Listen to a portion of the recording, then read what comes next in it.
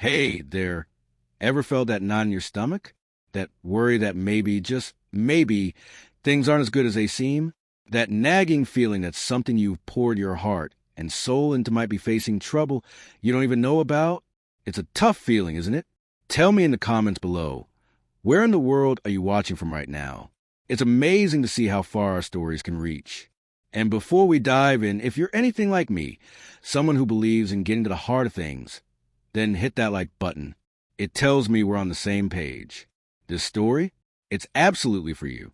Now, imagine building something from the ground up, brick by brick, flavor by flavor. Imagine pouring your life savings, your sleepless nights, your very soul into a little seafood shack by the ocean.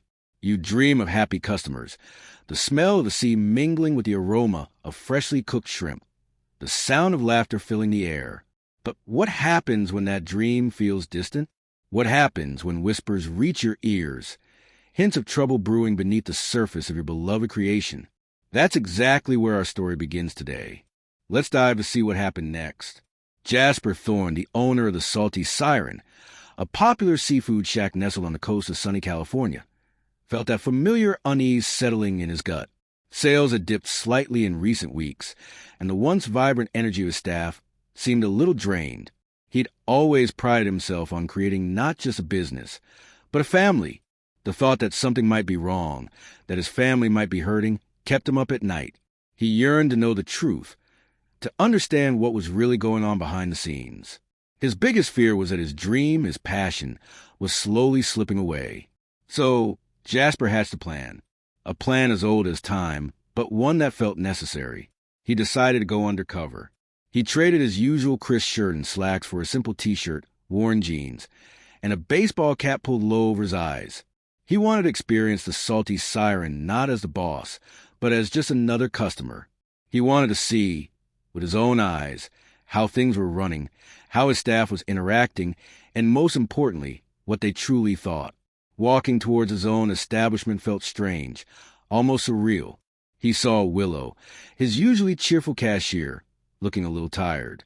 Finn, the head cook whose seafood gumbo was legendary, seemed less energetic than usual. A wave of sadness washed over Jasper. Had he failed them somehow? Had he not created the supportive environment he always envisioned? He stepped inside. The familiar salty air and the sizzle of frying fish usually brought him immense joy. Today, however, a sense of apprehension hung in the air. He approached the counter, and Willow, without recognizing him, gave a polite but somewhat strained smile. "Welcome to the Salty Siren. What can I get for you?" she asked, her voice lacking its usual warmth. Jasper ordered a basket of fried clams and a lemonade, trying to keep his voice neutral. As he waited for his order, he found a quiet corner booth, his heart pounding in his chest. This was it. He was about to get a glimpse into the real heart of his business. He watched as Finn expertly tossed shrimp in a pan, but his movements seemed almost mechanical, lacking the flair Jasper had always admired. He saw Skylar, one of the newer waitresses, looking flustered as she juggled multiple orders. Something definitely felt off. Then it happened. Jasper had just taken a bite of his clams when he heard voices coming from the back, near the staff break room.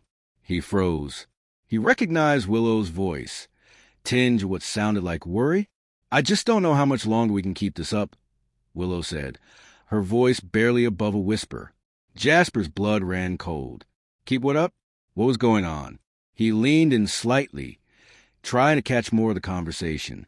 "The rent went up again, you know," Finn replied, his voice heavy with concern. "And with the slow season, I'm worried, Willow. Really worried." Jasper's heart sank. Rent? Slow season? He knew things had been a little quieter, but he hadn't realized the extent of their worries. He'd been so caught up in the day-to-day operations, the paperwork, the supplier negotiations, that he'd missed this. He'd missed their silent struggle. Then Skylar chimed in, her voice trembling slightly. "My mom's been sick, and the medical bills are piling up.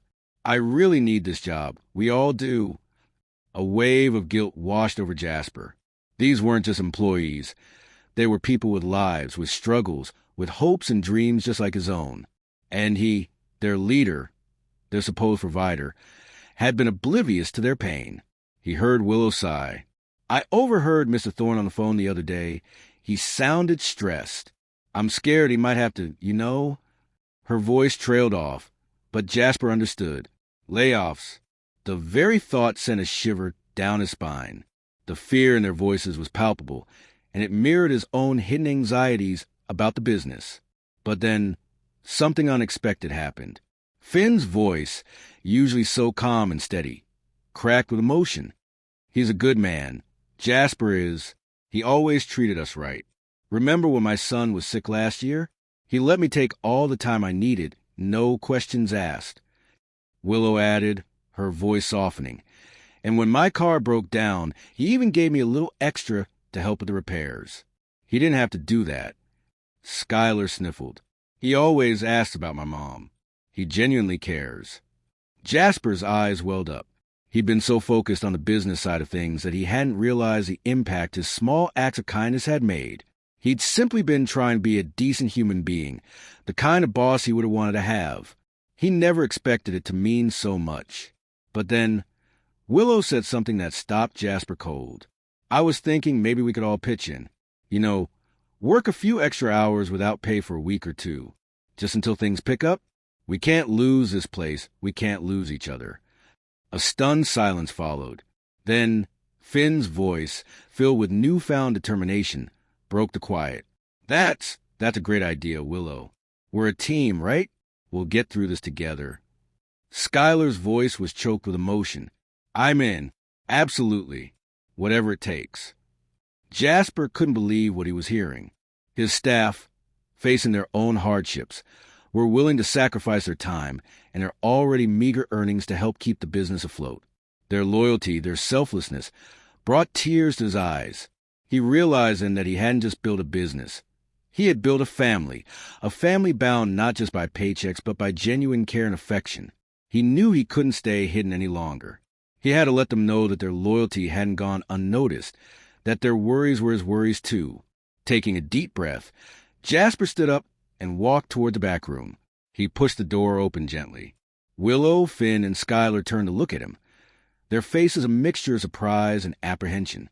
I heard what you were saying," Jasper said, his voice thick with emotion. A hush fell over the room. Fear flickered in their eyes. They probably thought he was angry, that he was going to reprimand them for talking about the business. But then Jasper smiled, a genuine, heartfelt smile that reached his eyes. I don't know what to say," he confessed, his voice trembling slightly. "I had no idea you were all so worried and so loyal." Willow stepped forward, her brow furrowed. "Mr. Thorne, Jasper held up a hand. "Please, call me Jasper. And no, you don't need to explain. I should have known. I should have been more aware, more present." He looked at each of them, his heart overflowing with gratitude. "Your offer, your willingness to work without pay, it means more to me than you can possibly imagine." He paused, taking a moment to compose himself. "But I won't let you do that. You all work so hard, and you deserve to be paid for every single hour you put in." He then shared with them his own anxieties about the business, the rising costs, the slow season. He was honest and vulnerable, treating them not just as employees but as partners. And then he told them his plan. He had been working on a new menu, featuring some exciting and affordable dishes. He had also been exploring ways to cut costs without compromising the quality of their food or their service. He shared his ideas, asking for their input, making them feel like an integral part of the solution. The atmosphere in the room shifted. The fear and worry were replaced by a sense of hope and unity. They talked for a long time, brainstorming ideas, offering suggestions, their voices filled with renewed energy and enthusiasm. Jasper left the Salty Siren that day not just as the owner, but as part of a true family. He had gone in worried and uncertain, but he came out with a renewed sense of purpose and an overwhelming feeling of gratitude for the incredible people who worked alongside him. Things did get better at the Salty Siren. The new menu was a hit, and with everyone working together, they weathered the slow season. Jasper learned a valuable lesson that day, that true leadership isn't just about making decisions from behind a desk, but about connecting with your people, understanding their struggles, and appreciating their dedication. And for Willow, Finn, and Skylar, They learned that their loyalty and their willingness to help hadn't gone unnoticed, and that they were valued not just for their work, but for their character. Remember, the strongest businesses, the strongest communities, are built on empathy, understanding, and a shared sense of purpose.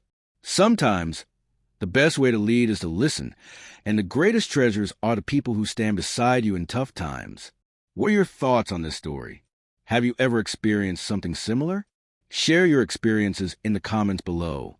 And if this story touched your heart, don't forget to hit that like button and share it with someone who might need to hear it today. Every like and share helps us reach more people with stories that matter. Thank you for watching.